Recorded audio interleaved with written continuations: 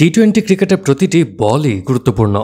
১২০ বলের এই সংস্করণে ব্যাটসম্যানদের ডট বল খেলা রীতিমতো অন্যায়ের পর্যায়ে পড়ে, অথচ বাংলাদেশি ব্যাটসম্যানরা এই ডট বলের সংখ্যা কিছুতেই কমাতে পারছেন না, যার খেসারত দিতে হচ্ছে দলকে।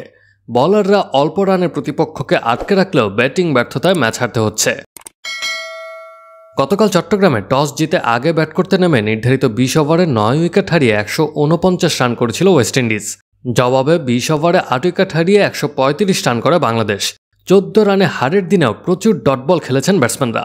ম্যাচ পরবর্তী সংবাদ সম্মেলনে তানজিদ তামিম বলেন, এই জায়গাটা যদি আমরা একটু ডট বল কমাতে পারতাম তাহলে হয়তো আমাদের চাপটা একটু কম হতো, কিন্তু হয়নি।